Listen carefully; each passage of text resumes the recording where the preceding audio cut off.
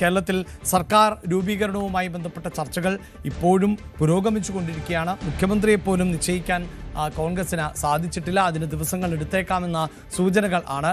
എന്തായാലും സർക്കാർ വരും മുമ്പ് തന്നെ സ്ഥലം മാറ്റത്തിന് കത്ത് നൽകി NGO അസോസിയേഷൻ എന്നതാണ് വിവരം.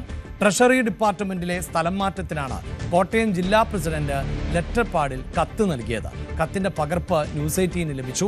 കത്ത് നൽകിയതിൽ ചട്ടവിരുദ്ധമായി ഒന്നുമില്ല എന്നാണ് NGO അസോസിയേഷൻ പറയുന്നത്.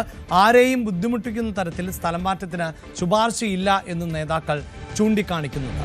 ഈ വാർത്തയുടെ വിശദാംശങ്ങളുമായി ശ്രീജിത്ത് ആണ് ചേരുന്നത്. ശ്രീജിത്ത്, നമുക്കറിയാം കഴിഞ്ഞ സർക്കാരിൻ്റെ കാലഘട്ടത്തിലടക്കം സർക്കാർ നേരിട്ട ആരോപണങ്ങളിലൊന്ന് വ്യാപകമായി പിൻവാതിൽ നിയമനം നടന്നു. അതായത് സ്വന്തം ഇഷ്ടപ്രകാരമുള്ളവരെ പാർട്ടി അനുഭാവികളെയൊക്കെയാണ് അതിലൂടെ നിയമിച്ചത് എന്നതാണ്. ഇവിടെ ഈ സ്ഥലം മാറ്റം എന്നത് നിലവിൽ സർവീസിലുള്ളവർക്കാണ് എങ്കിൽ പോലും കൂടുതൽ സൗകര്യപ്രദമാവുക, അതായത് സർക്കാർ ഉദ്യോഗസ്ഥരെ സംബന്ധിച്ച് ഉയരുന്ന ഒരു ആക്ഷേപമൊക്കെ നമുക്കറിയാമല്ലോ. അതായത് അവർ പലരും ഓഫീസിൽ വന്ന് സൈനിട്ട് തിരികെ പോവുകയും വീട്ടിൽ പോവുകയും ഒക്കെ ചെയ്യുന്നവരാണ്. അപ്പോൾ ഏറ്റവും സൗകര്യപ്രദമായ ഇടങ്ങളിൽ ജോലി ചെയ്യാനാണ് അവർ താല്പര്യം പ്രകടിപ്പിക്കുന്നത് എന്നതാണ്. ഇപ്പോഴിത് ഈ സ്ഥലം മാറ്റത്തിനുള്ള പേരുകളും നിർദ്ദേശങ്ങളും ഒക്കെ നൽകുമ്പോൾ എന്താണ് NGO അസോസിയേഷൻ പറയുന്നത്?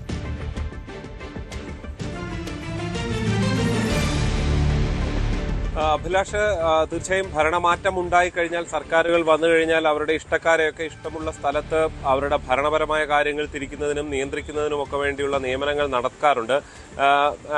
അത് സർക്കാർ വന്നിട്ടില്ല, മുഖ്യമന്ത്രി സത്യപ്രതിജ്ഞ ചെയ്തിട്ടില്ല. അതിനു മുൻപാണ് കോട്ടയത്തെ NGO അസോസിയേഷൻ ജില്ലാ കമ്മിറ്റി ഇങ്ങനെ ഒരു നീക്കം നടത്തിയിരിക്കുന്നത് എന്നുള്ളതാണ് കൗതുകകരമായുള്ളത്. ട്രഷറി ഡിപ്പാർട്ട്മെന്റിലാണ്, പ്രത്യേകിച്ച് ജില്ലാ ട്രഷറിയിലേക്ക് ആരെയൊക്കെ കൊണ്ടുവരണം, അവരുടെ നേതാക്കളെ കൊണ്ടുവരണം, മറ്റുള്ളവരെ മറ്റു പാർട്ടി നേതാക്കളായിരിക്കും, അവരെ മറ്റ് സ്ഥലങ്ങളിലേക്ക് എവിടേക്കൊക്കെ വിടണം എന്നത് സംബന്ധിച്ചുള്ളൊരു ശുപാർശ കത്താണ് ഔദ്യോഗികമായി അവർ നൽകിയിരിക്കുന്നത്.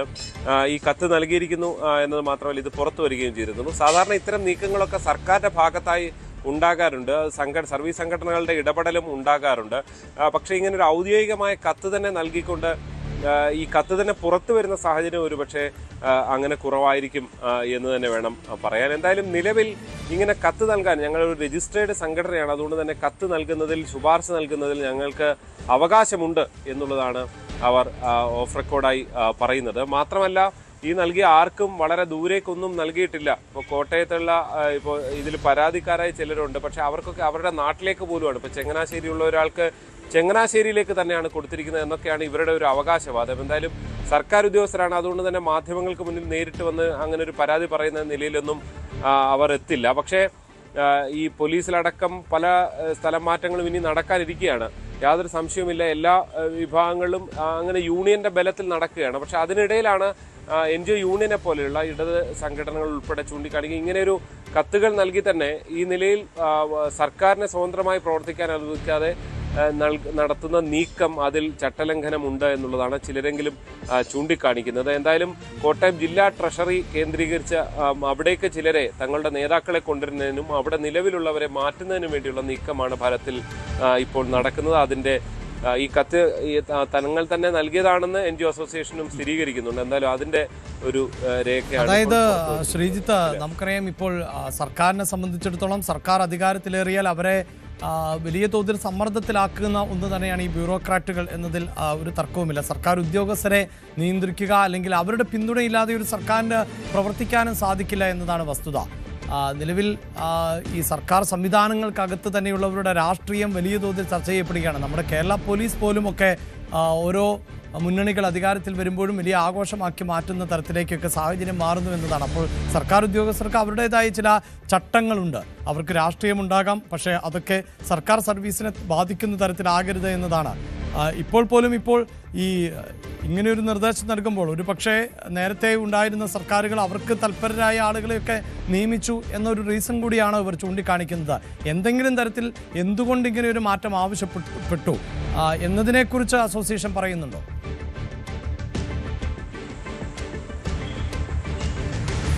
ഭരണപരമായ സൗകര്യം എന്നൊക്കെ ചൂണ്ടിക്കാണിച്ചുകൊണ്ടാണ് പറയുന്നത്. പ്രത്യേകിച്ച് ഇതിൽ അഭിലാഷ്, അത്തരം വലിയ ചർച്ചകൾക്ക് വലിയ പ്രസക്തിയില്ല. അവരവരുടെ ആളുകളെ പവറുള്ള പ്രധാനപ്പെട്ട വകുപ്പുകളിൽ, സ്ഥാനങ്ങളിൽ കൊണ്ടിരുത്തുക എന്നുള്ളൊരു തന്ത്രത്തിനപ്പുറത്തേക്ക് ഇതിൽ ഒരു നീക്കത്തിനപ്പുറത്തേക്ക് ഇതിൽ മറ്റ് എന്തെങ്കിലും ഉണ്ട് എന്ന് നമുക്ക് കരുതാൻ വയ്യ. കാരണം ആ യൂണിയൻ്റെ ഇപ്പം ഇനി ഭരിക്കാൻ പോകുന്നത് കോൺഗ്രസ് ആണ്, അല്ലെങ്കിൽ കോൺഗ്രസ് UDF സംഘടനകളാണ്. സ്വാഭാവികമായിട്ട് അതിൻ്റെ ആളുകളെ അവർക്ക് ഇഷ്ടപ്പെട്ട പദവികൾ, അവർക്ക് ഇഷ്ടപ്പെട്ട സ്ഥലങ്ങൾ, അവരുടെ പ്രധാനപ്പെട്ട ആളുകളെ തന്ത്രപ്രധാനമായ പദവികൾ നിയമിക്കുക, ഇതൊക്കെയാണ് സാധാരണഗതിയിൽ നടക്കാറുള്ളത്.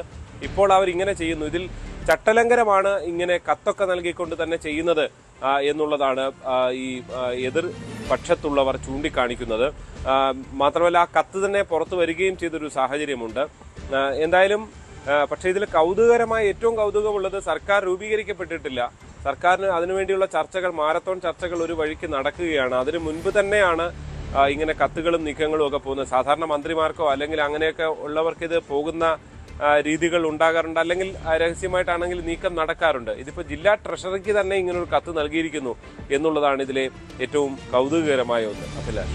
യെസ്, ശ്രീജിത്ത് സൂചിപ്പിക്കുന്ന പോലെ തന്നെ പുതിയൊരു സർക്കാർ അധികാരത്തിലേറുന്നതേയുള്ളൂ. സർക്കാരിൽ ആരൊക്കെ ഭാഗമാകുന്നു, ആരാണ് മുഖ്യമന്ത്രി, ഇതൊക്കെ സംബന്ധിച്ച് വലിയ ചർച്ചകൾ നടക്കുന്നതേയുള്ളൂ. അതിനിടയിൽ തന്നെയാണ് ഉദ്യോഗസ്ഥ തലത്തിലുള്ള സ്ഥലം മാറ്റങ്ങളെ സംബന്ധിച്ച് എവിടേക്ക് ആരെയൊക്കെ മാറ്റേണ്ടതുണ്ട് എന്നതുമായി ബന്ധപ്പെട്ട് ഇത്തരം കത്തുകളടക്കം നൽകുക, ആ കത്തുകൾ പുറത്തു വരുന്ന, അതായത് ഒരു പരസ്യമായ തരത്തിൽ തന്നെ ഇത് ആവശ്യപ്പെടുന്നു എന്നതുകൂടിയാണ് ഇപ്പോഴത്തെ പ്രകടമാകുന്ന ഒരു മാറ്റം എന്നതാണ് എടുത്തു പറയേണ്ടത്. കൂടുതൽ വാർത്തകൾക്ക് News 18 Keralam YouTube channel subscribe ചെയ്യുക.